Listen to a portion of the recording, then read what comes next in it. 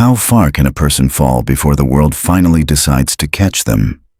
That was the silent question hanging over Emily Warren as the stagecoach wheels scraped against the frozen dirt outside Bridger Falls, the last stop before the edge of nowhere. Winter pressed down on Wyoming like a verdict. The sky was a dull wash of gray, the land stretched empty and unwelcoming, and Emily stepped down from the carriage carrying one worn carpet bag and the last fragile pieces of hope she had left. She had traveled nearly 2,000 miles for a promise. A marriage? A man who had written to her with tidy letters and practical words about need and companionship. Howard Benton. He had sounded steady, dependable. Not warm, perhaps, but firm-footed like the land itself. Emily had imagined a handshake that might grow into kindness, a household where she could find a place, where she would not be driftwood on the currents of life anymore. But when he saw her standing there, thin from the trip, lines carved at the edges of her eyes from years of hunger and worry, something shuddered behind his gaze. He looked once, and decided. "This won't do," he said flatly, as if rejecting livestock at auction. She tried to speak, to explain the months of correspondence, the contract, the promise. He waved it away like dust. "You're not what I expected." Those words, spoken with cold precision, broke something inside her more efficiently than cruelty ever could. Then he turned his back and walked away. That was it. No shelter, no husband, no recourse. Just the sound of winter wind threading through the empty street. By nightfall, the rest of her money was gone too, slipped from her belongings or taken by quick fingers that saw an easy mark. Fear crept in slowly, the way cold seeps into bone. She asked for work. A bed, a chance. Faces tightened, shutters closed. A woman alone, unwanted, spoke of trouble. The town did not want trouble. So she found herself standing in a narrow alley, the day bleeding into darkness, breath turning white in the air while her future vanished into nothing. That was when Gerald Moore arrived. He was the kind of man who smiled like he already owned whatever he looked at. Beside him lurched Rick Dalton, a drunk with mean eyes and hands that twitched too close. Gerald spoke of contracts, fees, obligations. If Howard backed out, someone else would take her. She just had to sign, pay what she owed. Rick grinned and said he'd marry her tonight if she wanted solving that badly. The offer wasn't a gift. It was a cage. Emily knew it. They stepped closer. The alley felt smaller. The world narrowed down to breath, fear, and the terrible certainty that her life now belonged to whoever chose to take it. That was when Daniel Carter's voice broke the air. It wasn't loud. It didn't need to be. Calm, controlled, steady as the horizon. That's far enough. They turned.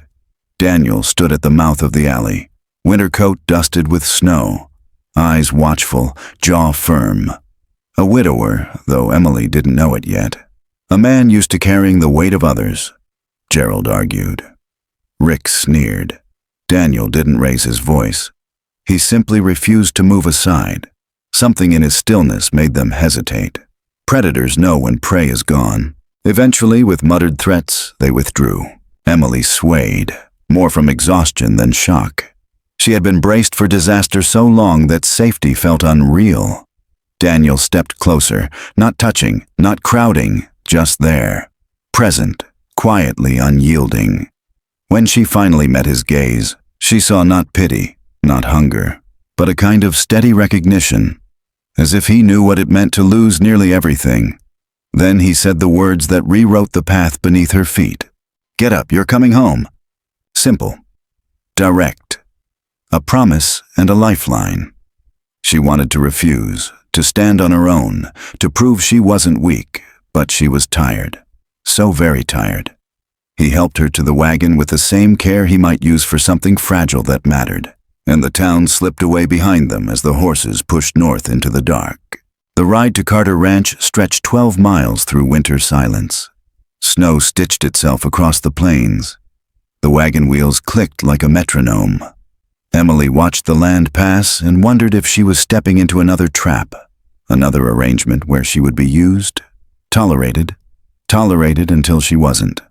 But Daniel didn't ask questions. He didn't pry. He only said that there was food and warmth and a room, that she could rest. The rest could come later. When they arrived, lights glowed through the windows, and the sound of children's footsteps echoed inside. 4 of them. Jacob, just 13, shoulders squared as if he had decided too early that he needed to be a man. Logan and Mason, twin sparks of restless energy, laughter barely contained. And Lily, a small girl with serious eyes who looked at Emily like she was deciding whether to trust the sun.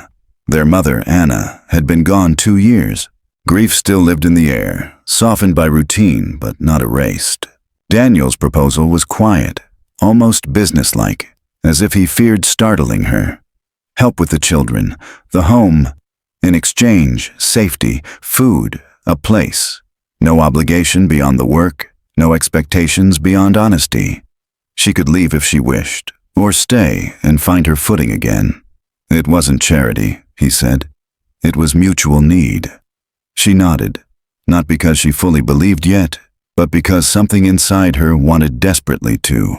That night, lying beneath a warm quilt, Emily listened to the wind combing through the trees and let herself breathe. For the first time in months, she slept without fear pressing hard on her chest. And although she didn't know it yet, this quiet ranch, this man with his carefully held grief, these children with their hopeful and wary eyes, this was not the end of her fall. It was the beginning of the climb back up. Morning at Carter Ranch arrived not with a burst of sound, but with quiet movement. The kettle warming, boots crossing wooden floors, a door creaking open to let in the pale winter light. Emily woke to the smell of coffee and bread warming by the stove, and for a brief moment, she forgot where she was. Then memory returned, steady and firm as the land beneath the snow.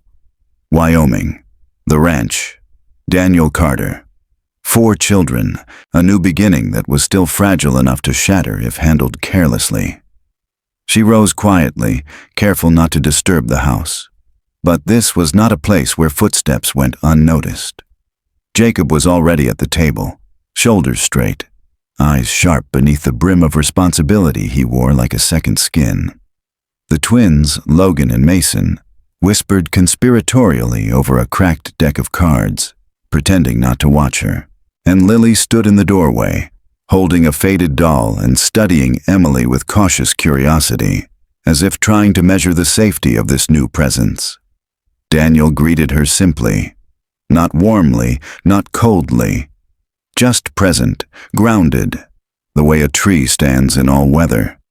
There was no fuss, no hovering. That steadiness was a kindness she had not expected. They had agreed the night before. She would help where she could. That first day, help meant learning how this household breathed. She washed dishes beside the window while the boys fed the livestock. She stitched a torn sleeve. She listened to Lily's shy questions, answering each one gently, not pushing, not assuming. It was strange to be useful again, to belong to a rhythm larger than her own survival. And yet, beneath the simple tasks, there was tension, like a rope drawn too tight. The children watched, not suspicious, not hostile, just measuring. Daniel watched less openly, as if waiting to see whether the ground beneath them would hold. For a long time, Emily had learned how to exist quietly, to take up as little space as possible. Here she was being asked, softly, indirectly, to step forward, not disappear. That took its own kind of courage. When evening came, the family gathered at the table. The food was simple: stew, bread, apples stored from the fall. Grace was said briefly. Conversation moved in short, careful exchanges. But slowly, the silence softened. The twins challenged each other over who could work faster in the morning. Lily asked Emily to braid her hair. Jacob, after a long hesitation, asked if she liked books. She admitted she did. He nodded and said nothing more, but his shoulders eased a little. Progress here did not arrive loudly. It slipped in unnoticed and took root. Over the next days, they made space for one another. Emily learned the layout of the ranch, the rhythm of chores, the way the stove needed coaxing in the morning and the gate latch stuck if not lifted just right. She learned that Jacob read by lantern light late into the night, that the twins argued constantly but would defend each other without hesitation, that Lily sang to herself when she felt safe. She also learned the weight of the silence when Anna's name was mentioned. Daniel did not pretend. He did not erase the past. It simply lived beside them, as grief always does. He carried it with quiet endurance rather than bitterness, and that, more than anything, told Emily who he was. She, in turn, became part of the routine almost without realizing it. She cooked, she mended. She taught Jacob simple grammar and showed the twins how to count supplies. She read stories aloud at night when Lily crawled into her lap, seeking a comfort that came less from the words than from the steady cadence of a voice that meant safety. Trust did not bloom overnight. It grew like winter wheat beneath the surface, unseen but present. There were moments of doubt. Nights when Emily lay awake fearing she was only useful so long as she worked, that one misstep would send her back into the cold. Days when she worried that Daniel's restraint was distance rather than care. But each time, reality answered her fears with quiet consistency. A plate set aside when she forgot to eat. A coat left at the door because he noticed she didn't own a proper winter one. The children waiting for her voice at bedtime, not because they had to, but because they wanted to. This was not charity. It was belonging slowly finding shape. Outside, winter deepened. Snow drifted across the fields. The sky turned hard and bright. Inside, warmth gathered in layers. Firelight, food, familiar footsteps moving along wooden floors. There was laughter, sometimes tentative, sometimes free. There were arguments too, sharp, fleeting, forgiven. A family does not exist without friction. One afternoon, Jacob lingered at the table while she marked a page in a borrowed book. He asked quietly whether she planned to stay. For a moment, Emily could not find her voice, not because she doubted the answer, but because the question itself meant more than he knew. "I would like to," she said, "if that's all right." Jacob nodded, eyes fixed on the page, and murmured, "Good." That one word lodged deep in her heart. Daniel said little about it, but his gaze softened afterward, as if he too had been waiting for something unnamed to settle. In the evenings, when the house slept, Emily sometimes stepped outside to breathe in the cold and look up at the unbroken sky. Wyoming had once seemed like the end of the world.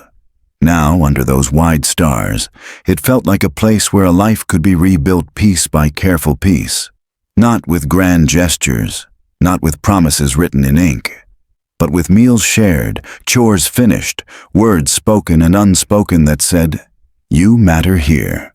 And as days turned into weeks, the memory of fear slowly loosened its grip.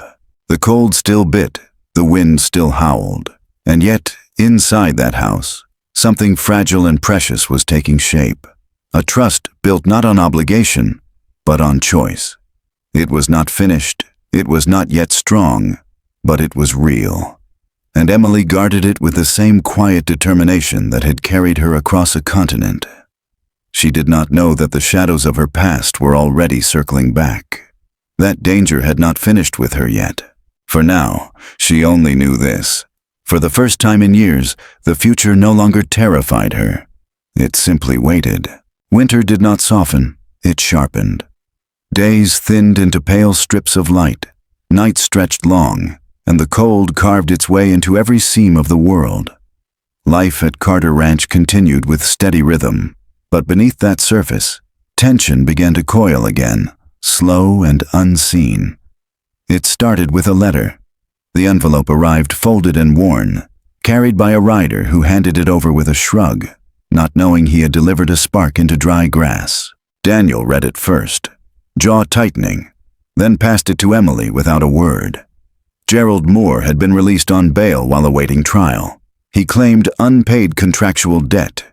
He wrote of obligations, legal authority, consequences. He wanted Emily returned to Bridger Falls for resolution. She read the words carefully, her fingers trembling only once. The past, it seemed, did not believe in letting go. Daniel spoke quietly, steady as always, telling her they would handle it, that she was safe, that the law had limits, but so did men like Gerald. Emily nodded, but fear slipped under the door anyway. Not the frantic terror of that alley, but a deeper, older fear, the kind that whispered she would never truly be free. For a while, life pretended to remain unchanged. Chores, lessons, dinner around the table. Yet the silence felt heavier. Jacob watched the road more often. The twins argued louder, restless without knowing why. Lily clung to Emily as if she could sense storms gathering, and Daniel stayed close. Not hovering, not intruding, just present, as if he meant to stand exactly where he was if the world pushed back. The push came sooner than expected. One gray afternoon, a wagon pulled into the yard. 2 men stood beside it, breath fogging in the cold. Gerald Moore looked thinner, sharper, his smile stretched tight like a wire. Rick Dalton wore a smirk that never reached his eyes. Daniel stepped outside first. Emily stood just inside the doorway, where warmth met winter, where safety met memory. Gerald greeted Daniel with the kind of politeness that felt like an insult. Papers appeared, contracts, signatures, numbers. Gerald insisted Emily belonged to an agreement she had failed to honor. Rick laughed and said he would be more than happy to resolve the situation. No one missed the implication. Emily stepped outside then because hiding was no longer something she could do. Her voice didn't shake when she told them she would not go, that whatever contract Gerald waved around meant nothing compared to her right to choose her life. Gerald corrected her with patient cruelty. Rick took a step forward, and Daniel moved between them. He did not shout. He did not threaten.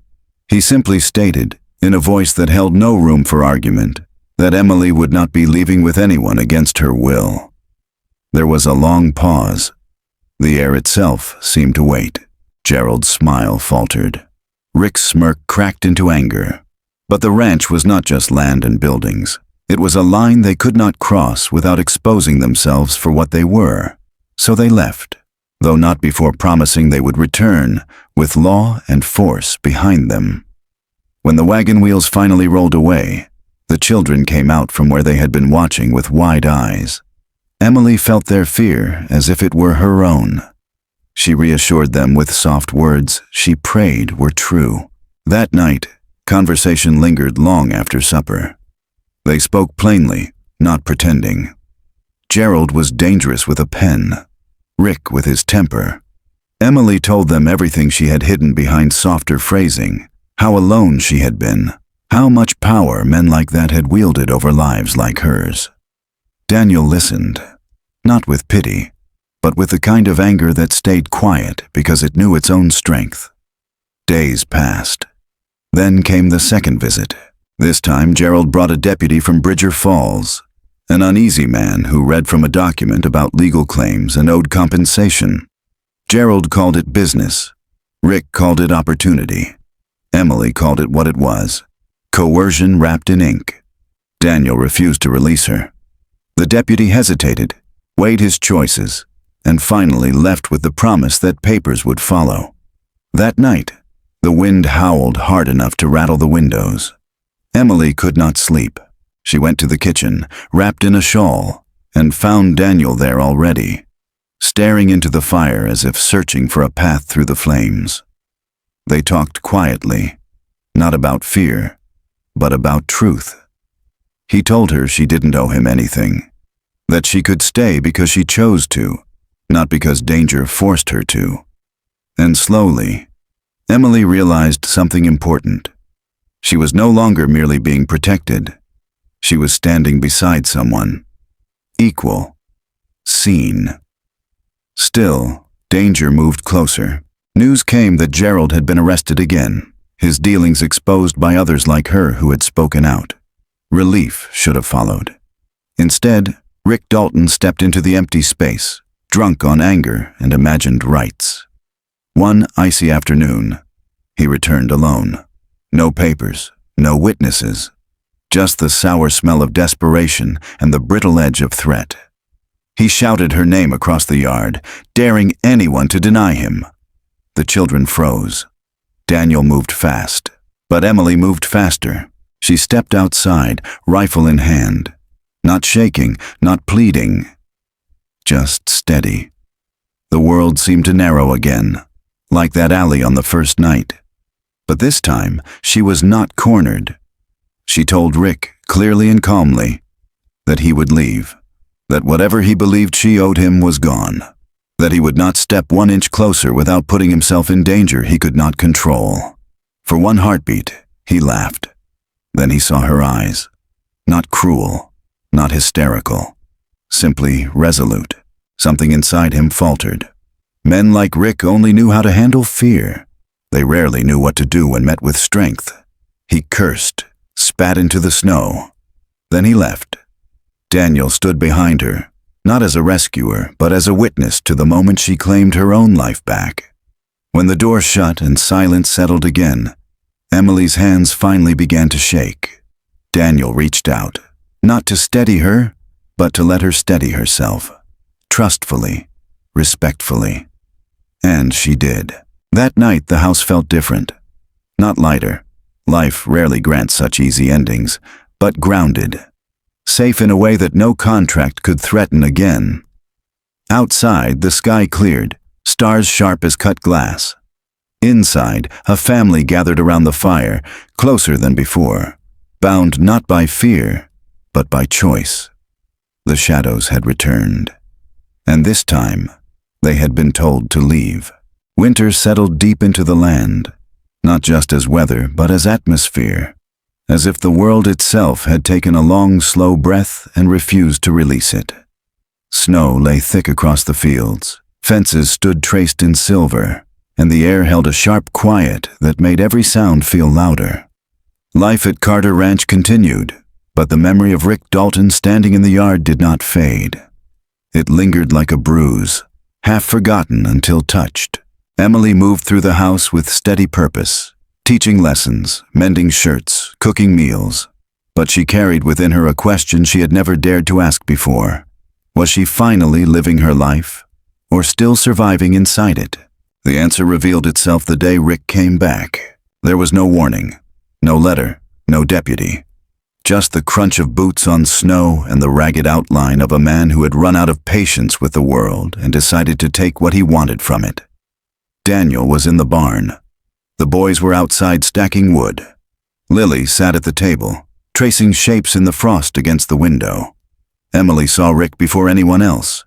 Something inside her went utterly still, the way calm sometimes arrives not before fear, but inside it. She told Lily to stay exactly where she was and stepped out into the cold. Rick was angry. Not loud at first, but simmering. A man who believed he had been cheated. He spoke of debts, of rights, of being humiliated. He spoke as if Emily were a possession gone missing rather than a person standing before him. But what struck her most was not his fury. It was how small it felt now, compared to the strength she had built quietly over weeks of belonging. She listened. She did not apologize. When he reached forward, just a fraction too close, she raised the rifle she already held. Not dramatically, not with show, simply and firmly. Daniel appeared then, stopping short when he saw the scene, weighing whether to step in. But Emily shook her head once. This was not about protection anymore. This was about truth. Her voice was calm, measured, each word chosen with care. She told Rick that his claim on her life was gone, that no paper, no threat, no raised voice could change the fact that she chose her future. Not him. Not any man who saw vulnerability as opportunity. The wind caught strands of her hair as she spoke, and for a moment, It seemed like the entire ranch leaned closer to listen. Rick laughed at first, the brittle laughter of someone who believed fear was always waiting beneath the surface. But when fear didn't come, when he saw steady resolve instead, the laughter broke. Anger surged. He cursed her. He cursed Daniel. He cursed the world that had stopped obeying him. But rage without power is only noise, and eventually, even noise burns itself out. He backed away, not because he respected her, but because she did not bend. The boys had stopped working by then, standing near the barn, frozen not by the cold, but by the shock of witnessing a moment that, years later, they would still remember as the day Emily Carter became unbreakable. Lily watched from the window, small fingers pressed against the glass, eyes wide but not afraid. Not anymore. Rick left without another word, boots cutting harsh lines in the snow. The sound faded. Silence returned. Winter exhaled. Only then did Emily lower the rifle. Her hands trembled. But something inside her did not. That part stood firm, anchored not in defiance, but in clarity. Daniel walked toward her, slowly, carefully, as if approaching a wild creature that had finally learned it could defend itself. He didn't rush in, didn't try to take the moment from her. He simply asked if she was all right. She nodded, breath fogging in the air, and for the first time in her life, the nod meant more than endurance. It meant ownership. The children gathered around her later, not speaking at first. Jacob sat across from her at the table and stared as if trying to absorb the strength he had just witnessed. Logan and Mason argued over who would describe the moment first, their voices jittery with leftover adrenaline. Lily simply crawled into Emily's lap and stayed there, quiet and warm. That evening, the house glowed with an unusual energy. Not joy, not exactly relief. Something steadier. Something like knowing that walls had been built, not from fear, but from conviction. Emily washed dishes with slow, thoughtful movements. Water steamed. Candlelight flickered. She realized that the emptiness she'd carried for years had been gradually replaced. Not all at once, but piece by careful piece, by belonging. Later, she stepped outside to breathe in the crisp night. Stars shone like watchful eyes scattered across the sky, and the snow reflected their light in muted silver.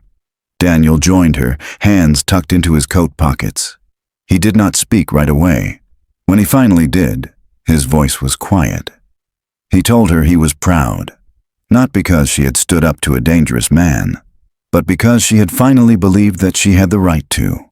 They stood there a long while, two silhouettes framed against the winter night, neither needing to fill the silence with words.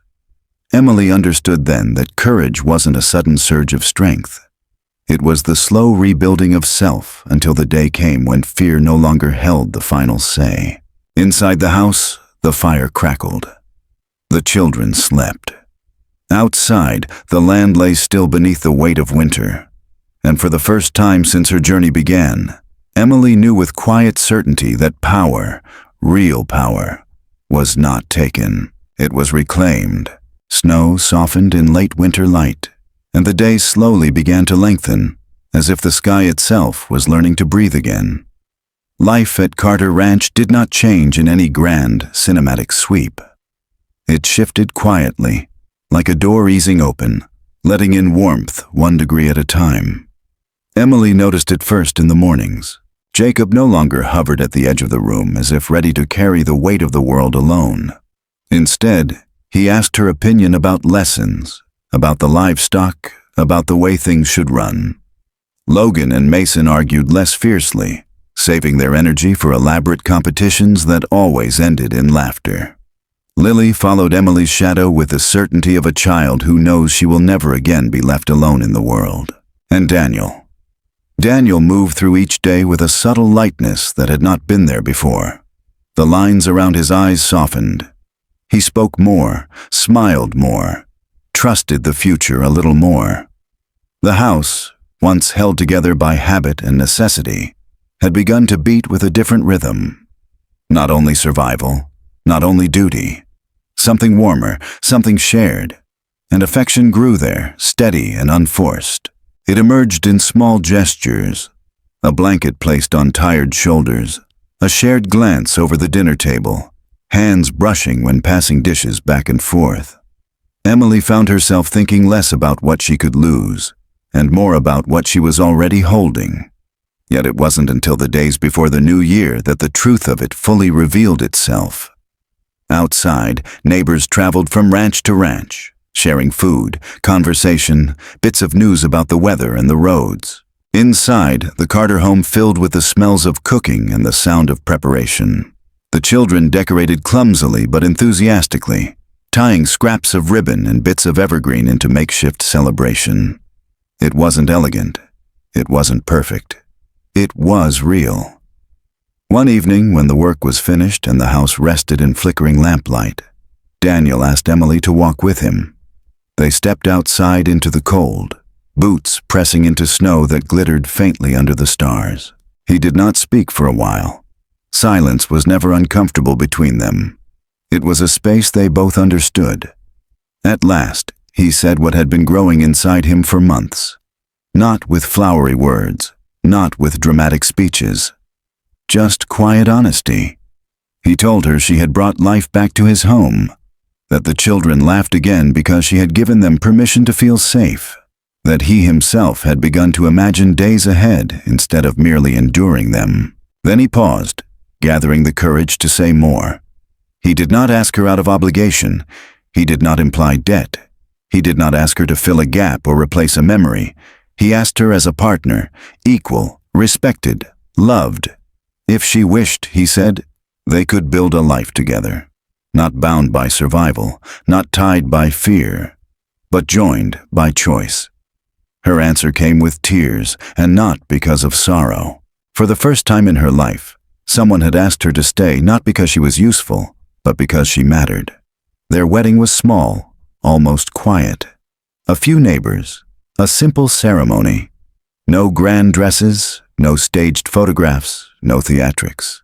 Just vows spoken with sincerity, hands clasped with certainty, and 4 children standing close as if guarding a treasure.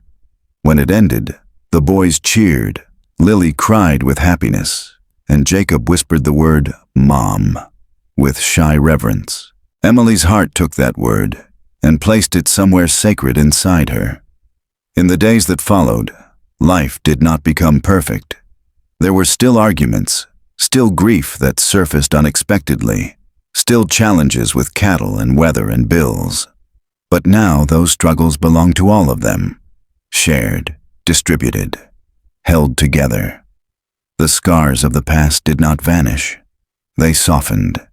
And Emily learned, slowly and deeply, that love was not a rescue. Love was the courage to stay.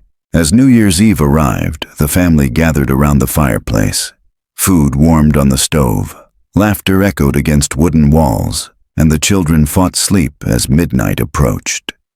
Daniel sat close enough that their shoulders touched, and Emily leaned gently into him, grounding herself in the quiet certainty of being home. When the final minutes slipped away, the room grew still. Outside, snow fell in silent grace.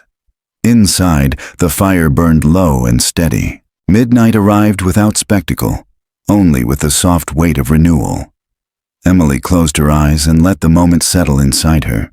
She thought of the alley where fear once lived, of the man who tried to cage her future, of the journey, the hunger, the loss. And then she thought of this room, this family, this love built not out of desperation, but out of choice. She understood then that freedom was not only the absence of chains, it was the presence of belonging. When she opened her eyes again, Daniel was watching her with quiet tenderness, and all she said was, "Thank you." He shook his head gently. "No, we thank you." The wind whispered softly around the house, and the world felt, for a small, precious moment, entirely at peace. Emily Warren, now Emily Carter, no longer wondered whether she had a place. She lived it every day, in the warmth of a family that had found its way through grief and fear into something steadier than hope. into love, into home. And as the first morning of the new year began to glow along the horizon, she held that truth close like a lantern against the dark, knowing it would light every road she would ever walk from here. Slowly now, softly. Let the final images linger as though carried on a winter breeze. A house in Wyoming rests beneath a wide, forgiving sky. Snow folds gently over the land. Inside there is warmth and firelight, and the sound of quiet breathing where once there was only fear. A woman who once traveled across a continent searching for shelter has found not just refuge, but a home built from trust, tenderness, and the steady promise of shared days ahead. She is no longer alone. A man who once carried grief like a second shadow now lifts his gaze toward the horizon with hope. 4 children sleep peacefully, wrapped in safety and belonging. And the new year arrives not with noise, but with reassurance. That healing is real, that love can be chosen, and that sometimes the bravest journey is the one that leads us back to ourselves. So rest now with them. Let the world quiet. Let the snow fall. And remember that every ending is also a beginning, waiting gently for the light. End of article. Good night.